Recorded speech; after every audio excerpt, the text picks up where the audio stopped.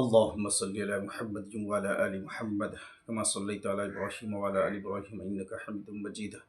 اللهم بارك على محمد وعلى آل محمد كما باركت على إبراهيم وعلى آل إبراهيم إنك حميد مجيد. آج کی حدیث ہے حضرت ابو بکر صدیق رضی اللہ تعالی عنہ کی صاحبزادی اسما رضی اللہ عنہا کی تنگ دستی اور محنت و مشقت. حضرت اسما رضی اللہ تعالی عنہا حضرت ابو بکر رضی اللہ تعالی عنہ کی بیٹی اور عبداللہ بن زبیر رضی اللہ تعالی عنہ کی والدہ اور حضرت عائشہ رضی اللہ تعالی عنہ کی سوتیلی بہن مشہور صحابیات میں ہیں. شروع ہی میں مسلمان ہو گئی تھی.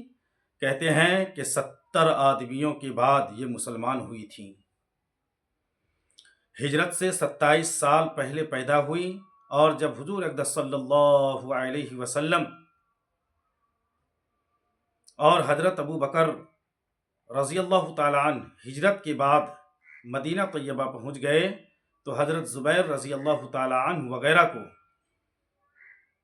بھیجا کہ ان دونوں حضرات کے اہل و عیال کو لے آئیں. ان کے ساتھ ہی حضرت اسما رضی اللہ عنہا بھی چلی آئیں. جو قباء میں پہنچی تو حضرت عبداللہ بن زبیر رضی اللہ تعالی عنہ پیدا ہوئے اور ہجرت کے بعد سب سے پہلی پیدائش ان کی ہوئی. اس زمانہ کی عام غربت، تنگ دستی، فقر و فاقہ مشہور و معروف ہے. اور اس کے ساتھ ہی اس زمانہ کی ہمت، جفا کشی، بہادری، جرات ضرب المثل ہیں. بخاری میں حضرت اسما رضی اللہ تعالی عنہا کا طرز زندگی خود ان کی زبان سے نقل کیا ہے. فرماتی ہیں کہ جب میرا نکاح زبیر رضی اللہ تعالی عنہ سے ہوا تو ان کے پاس نہ مال تھا، نہ جائیداد، نہ کوئی خادم کام کرنے والا، نہ کوئی اور چیز. ایک اونٹ پانی لاد کر لانے والا اور ایک گھوڑا. میں ہی اونٹ کے لیے گھاس وغیرہ لاتی تھی اور کھجور کی گٹھلیاں کوٹ کر دانہ کے طور پر کھلاتی تھی. خود میں پانی بھر کر لاتی اور پانی کا ڈول پھٹ جاتا تو اس کو آپ ہی سیتی تھی اور خود ہی گھوڑے کی ساری خدمت، گھاس دانہ وغیرہ کرتی تھی اور گھر کا سارا کاروبار بھی انجام دیتی تھی.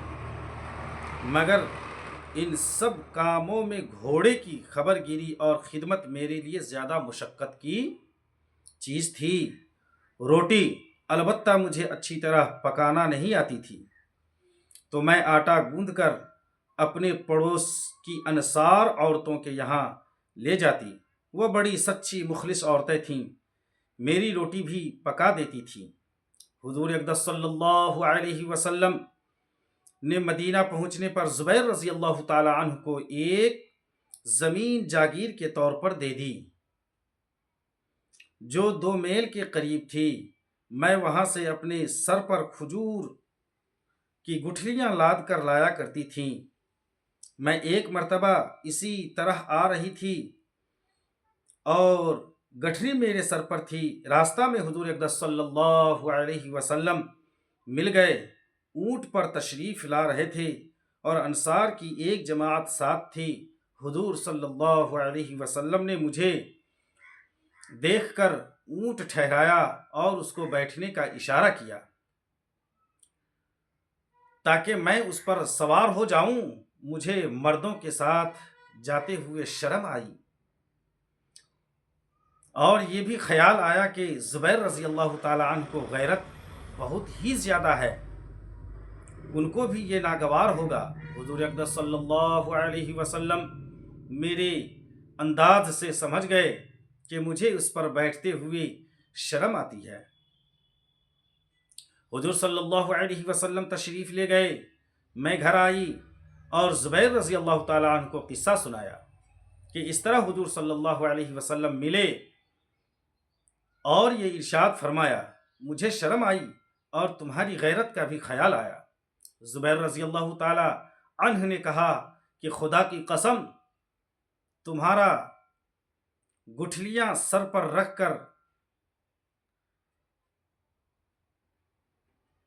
لانا میرے لیے اس سے بہت زیادہ گراں ہے، مگر مجبوری یہ تھی کہ یہ حضرات خود تو زیادہ تر جہاد میں اور دین کے دوسرے امور میں مشغول رہتے تھے، اس لیے گھر کے کاروبار عام طور پر عورتوں ہی کو کرنا پڑتے تھے۔ اس کے بعد میرے باپ حضرت ابو بکر رضی اللہ تعالی عنہ نے ایک خادم جو حضور صلی اللہ علیہ وسلم نے ان کو دیا تھا میرے پاس بھیج دیا، جس کی وجہ سے گھوڑے کی خدمت سے مجھے خلاصی مل گئی، گویا بڑی قید سے میں آزاد ہو گیا۔ عرب کا دستور پہلے بھی تھا اور اب بھی ہے کہ کھجور کی گٹھلیاں کوٹ کر یا چکی میں ڈال کر پھر پانی میں بھگو کر جانوروں کو دانہ کے طور پر کھلاتے ہیں۔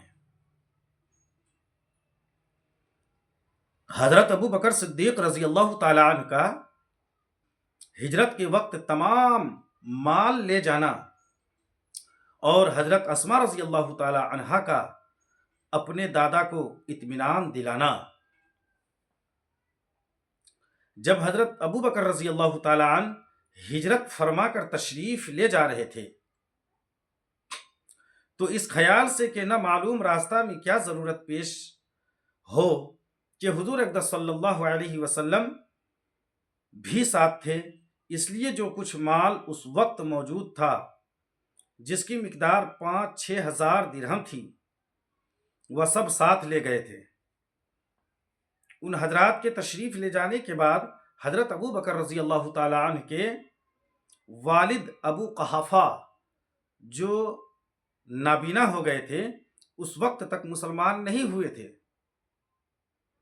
پوتیوں کے پاس تسلی کے لیے آ کر افسوس سے کہنے لگے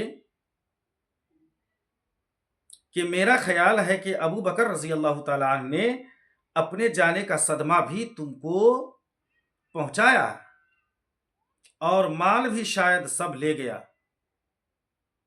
کہ یہ دوسری مشقت تم پر ڈالی۔ اسماء رضی اللہ تعالی عنہا کہتی ہیں میں نے کہا نہیں دادے ابا، وہ تو بہت کچھ چھوڑ گئے ہیں، یہ کہہ کر میں نے چھوٹی چھوٹی پتھر کنکڑیاں جمع کر کے گھر کے اس طاق میں بھر دیں جس میں حضرت ابو بکر رضی اللہ تعالی عنہ کے درہم پڑے رہتے تھے، اور ان پر ایک کپڑا ڈال کر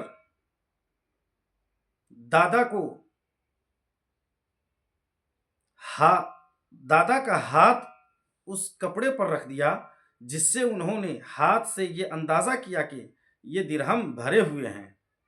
کہنے لگے خیر، یہ اس نے اچھا کیا، تمہارے گزارا کی صورت اس میں ہو جائے گی۔ اسماء رضی اللہ تعالی عنہا کہتی ہیں کہ خدا کی قسم کچھ بھی نہیں چھوڑا تھا مگر میں نے دادے کی تسلی کے لیے یہ صورت اختیار کی کہ ان کو اس کا صدمہ نہ ہو۔ یہ دلگردہ کی بات ہے، ورنہ دادے سے زیادہ ان لڑکیوں کو صدمہ ہونا چاہیے تھا، اور جتنی بھی شکایت اس وقت دادا کے سامنے کرتی درست تھا کہ اس وقت کا ظاہری سہارا ان پر ہی تھا، ان کے متوجہ کرنے کی بظاہر بہت ضرورت تھی کہ ایک تو باپ کی جدائی، دوسرے گزارا کی کوئی صورت ظاہر نہیں، پھر مکہ والے عام طور سے دشمن اور بے تعلق، مگر اللہ جل شانہ نے ایک ایک ادا ان سب حضرات کو، مرد ہوں یا عورت، ایسی عطا فرمائی تھی کہ رشک آنے کے سوا اور کچھ بھی نہیں۔ حضرت ابو بکر صدیق رضی اللہ تعالی عنہ اول میں نہایت مالدار اور بہت بڑے تاجر تھے۔ ایک اسلام کی اور اللہ کی راہ میں یہاں تک خرچ فرمایا کہ غزوہ تبوک میں جو کچھ گھر میں تھا سب ہی کچھ لاد دیا، جیسا کہ چھٹے باب کے چوتھے قصے میں مفصل گزرا ہے۔ اسی وجہ سے حضرت اقدس صلی اللہ علیہ وسلم کا ارشاد ہے کہ مجھے کسی کے مال نے اتنا نفع نہیں پہنچایا جتنا ابو بکر رضی اللہ تعالی عنہ کے مال نے نفع پہنچایا۔ میں ہر شخص کے احسانات کا بدلہ دے چکا ہوں، مگر ابو بکر رضی اللہ تعالی عنہ کے احسانات کا بدلہ اللہ ہی دیں گے۔ میرے بھائیو دوستو، یہ ہے ایمان۔ آج ضرورت ہے ہمیں اور آپ کو بھی اور تمام سننے والے بھائیوں کو بھی کہ صحابہ جیسا ایمان اپنے اندر بنانے کا اور پیدا کرنے کا، تاکہ جب بھی، جس وقت بھی، جس حال میں بھی اللہ کا بلاوا آئے ہم اس حال میں اس کی طرف رجوع ہو جائیں، چاہے اللہ کے راستے میں نکلنے کی ہی بات آ جائے تو ہم لبیک کھڑے ہوں گے، جیسا کہ صحابہ لبیک کہہ کر کھڑے ہوئے آپ صلی اللہ علیہ وسلم کے پیچھے، اور اپنا جان، اپنا مال، اپنا وقت، ساری چیزوں کو اللہ کے راستے میں جھونک دیا۔ آج ضرورت ہے بھائی دوستو بزرگوں کہ ہم بھی اپنا جان مال اللہ کے راستے میں لگاویں اور اللہ کو راضی کرنے کی کوشش کریں۔ دعا کریں کہ اللہ تبارک و تعالی ہمیں اور آپ کو بھی اس حدیث پر عمل کی توفیق عطا